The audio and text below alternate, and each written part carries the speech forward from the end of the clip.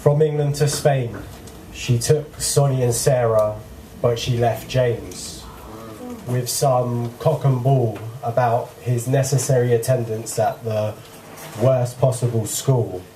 Well, it was back in the day an intellectual breeding ground. It's an abandoned building now. They shut that shit down. He wasn't quite home alone, Macaulay Culkin it, all on his own. His father paid the bills.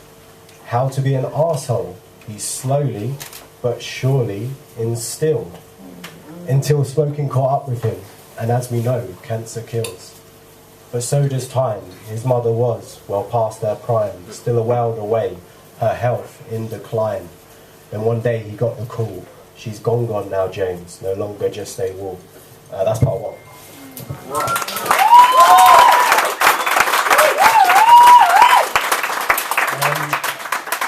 Part two was about when I met my grandma for the first time on my mum's side. I was 10 when we met. I knew my mum had a mum, I just hadn't met her yet. She lived abroad even, and used to shoot for sport. I didn't even have pubes, let alone a passport. She built her own house and ran her own bar. She rode a motorcycle, she smoked cigars, drank and played cards, and liked to swear. Not your average pensioner. She had jet black hair and a mean streak in any one of the 4 tongues she could speak. It took just a day for division to surface and niceties to make way as her temper flew. I was a fussy eater, I wouldn't finish her stew.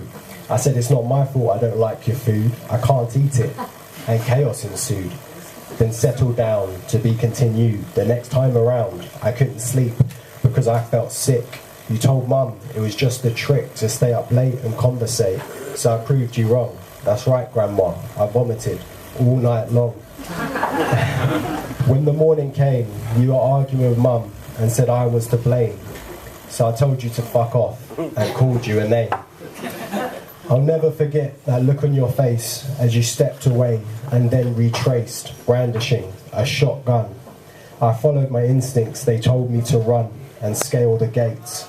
I ran into the mountains and decided to wait until Mum's voice found my ears.